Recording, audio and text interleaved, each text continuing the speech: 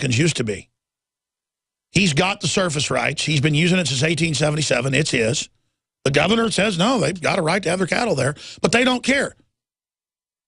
They're not supposed to go in with these big machines and tear up the gravel roads all over the tens of millions of acres in this country, but they don't want you out there.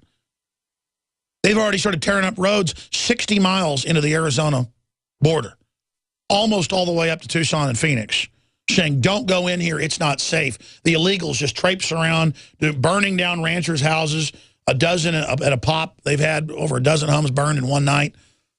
And I'm just saying it's total lawless. If you're totally lawless, they just let you do whatever you want. If you're good and nice and friendly, they bend you over, folks.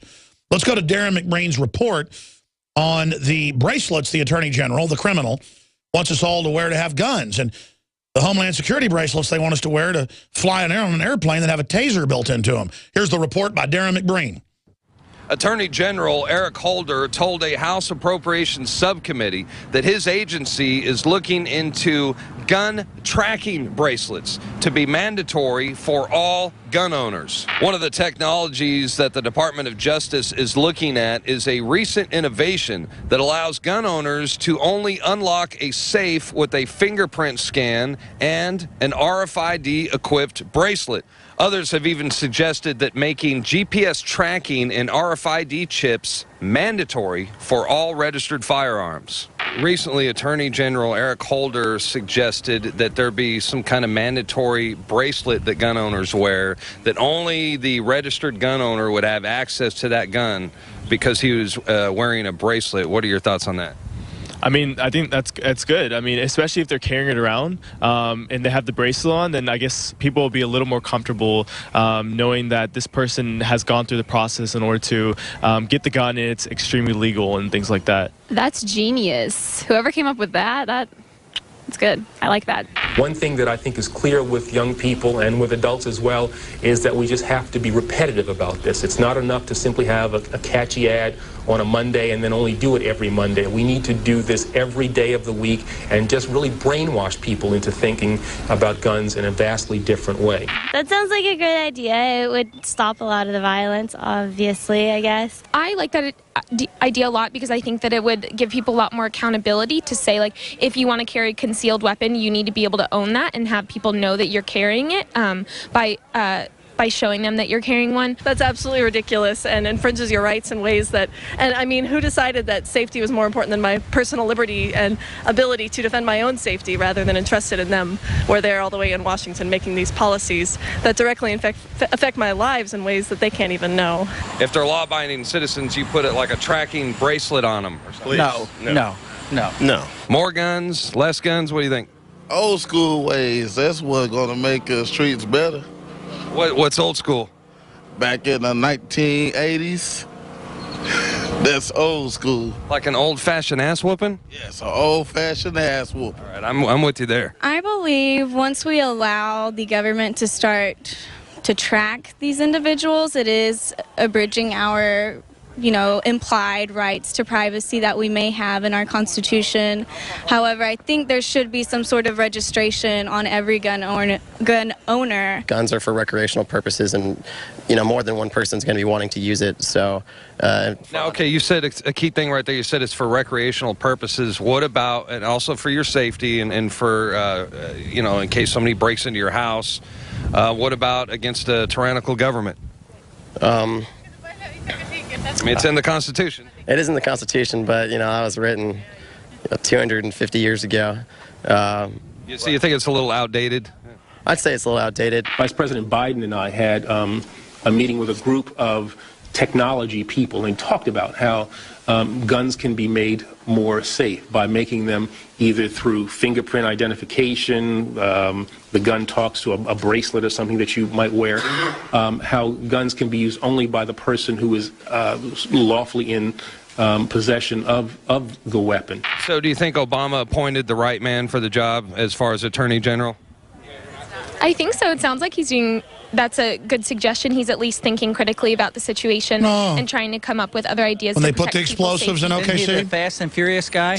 That's the very same one. Is he the guy who did the pardon at the end of Bill Clinton's time on that guy that basically bought his own way out of criminality. So it doesn't really surprise you that it's his brain behind all this? Not one bit. That's genius. Whoever came up with that's good. I like that.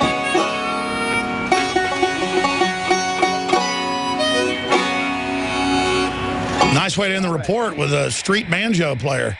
Great job, Darren McBreen. That's why I want to make McBreen go out and do reports. He's a great reporter. Worked for, what was it, Scripps Howard and a couple other big places doing national videos. He just is a great reporter. And he's an even better video editor in the concepts he comes up with. And, you know, I want McBreen to go out and do one report a week. I mean, that is an absolute set deal for the news division that we send McBreen out once a week. And look, I made Daniels go out. Well, he was ready to do it and do a video report. He did a great job. All of you can do it. And that's what I've proven with this operation. I've hired people that have worked as professional reporters like John Bound, who comes from a long line of journalist family. His dad's a Peabody winner, and John's done national radio and reporting. He does a great job. And I know Bound wants to do reports, but he's so busy.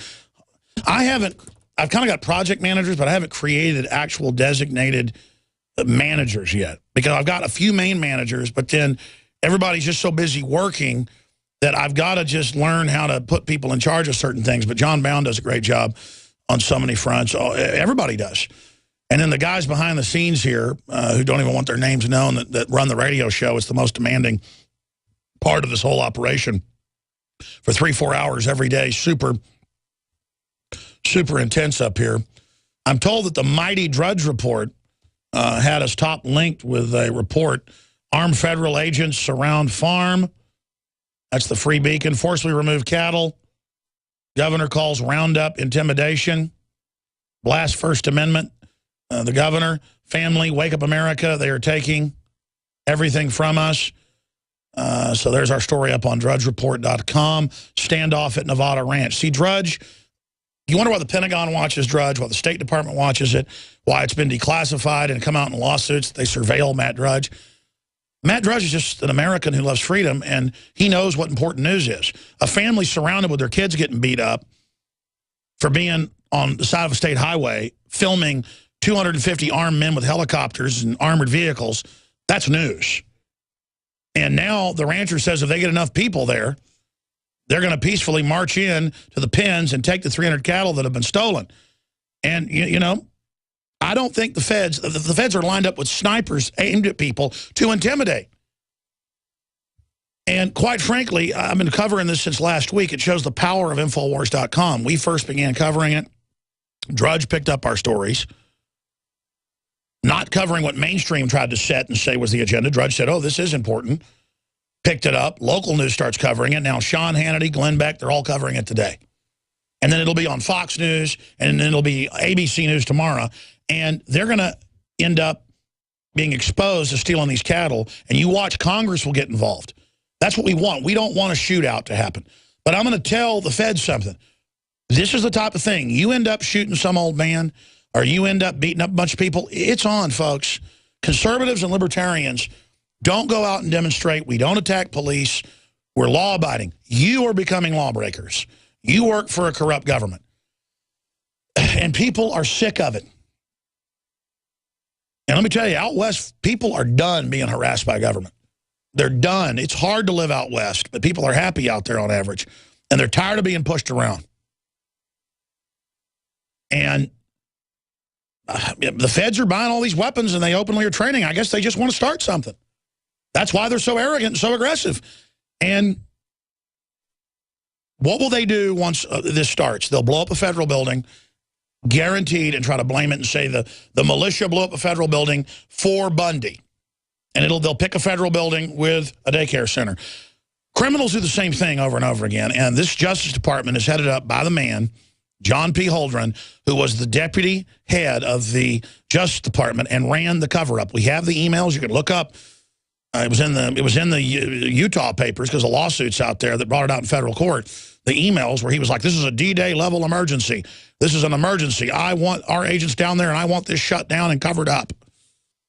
And what were they covering up? Well, we know from the cops. Of course, they're the cops and medical workers that first showed up are dead. But we know. And we know from Jane Graham, who was told she'd be basically whacked if she didn't shut up. She was there. She can name the federal agents. She would get exercise and take the stairwell through the maintenance hall to the 9th floor. She was in HUD, the head of her department. And she said it. She goes, the reason I recognize them is some of these guys were so good looking that I sat there and started talking to them. She's being an honest woman. A lot of these evil guys are good looking. The whole point is that she sat there and she recognized them later on the news. They were there with gray sticks of butter loading them in, folks. And McVeigh was there as well. They declared national security on those videos. All 18 of them. But 2 valiant FBI agents leaked the fact that those videos existed and they saw them to the LA Times. And both those guys ended up losing their job over it. Not everybody's bad in the FBI. Most of them, grassroots, are great people. It's all compartmentalized, folks. Stop being naive. And those FBI agents said they saw that video, folks, and 6 men got in and out of the Ryder truck and the other 2 cars. And we know who those men were. German intelligence, ATF, FBI counterterrorism. We know their names. You think it's fun to get up on air and talk about this? I'm risking my life to tell you this. So are the police officers we've had on here to tell you. Imagine being on that department where they killed cops and killed doctors and killed medical workers. And they'll still come on this show and talk about what they saw. Even after they've been told, shut up or you're dead.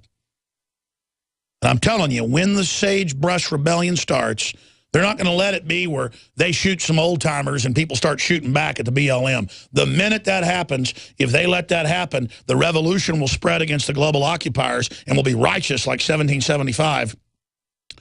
And we will win, even a physical war. Very quickly, the military will go in, believe me, and the criminals will be removed at a certain level. There'll still be other challenges.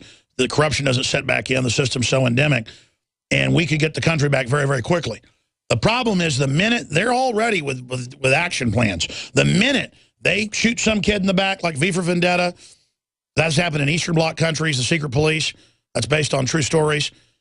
The minute something like that happens, they're not going to let us have the moral high ground. We've held our fire. We've put up with being basically urinated on by the globalists. We've put up with every humiliation because we're smart and we know we're winning the info war. We're winning the moral high ground. We're waking up the military. We're waking up the police. We're waking up the FBI, the federal marshals, the state police, the bureaucrats, everybody. And so the system is totally freaked out right now. And the only thing they've got is false flag. But we're exposing that. There are false flags with Turkey and Saudi Arabia against Syria. All blew up now in New Yorker magazine. Cy Hirsch, we told you about it 6 months ago when it was going on. But now it's mainstream news. The Navy SEALs said no to Dick Cheney's plan to blow up ships, Navy SEAL ships, and blame it on Iran. That's come out. All this stuff's coming out now. It doesn't work anymore. You could get away with this in the dark, but you can't get away with it when we know. And that's the great thing, is my mission's already succeeded. You could kill me tomorrow, and everybody already knows your game plan. And I can't believe that my radio show, researching this with other experts, became the fulcrum 0 point, the patient 1 point. They see us as a virus. Liberty is a virus. I'm patient number 1. The spread really did start here. I cannot believe my life's fulfilled. I don't want to die. I want to live to be 150. I want to see my great-grandkids. But I'm fulfilled. I've won. I'm satisfied. I've been a man. I've lifted dauntless the slug horn to my lips and blown. Child rolling to the dark tower came. I want to take your phone calls on this rancher and what's happening out there and what you think's going to happen and where you think this should go, or have you been harassed by the BLM, or maybe you got good stories about the BLM. 800-259-9231. 800-259-9231. 800-259-9231. I'm nobody special, but I could sit there with my kin and my ancestors who are honorable men and women, and I could be in their company. Well done, our son. Just want to be an honorable, good person. That's what fulfills you. That's what will take us to the stars and beyond. We're on the march. The Empire's on the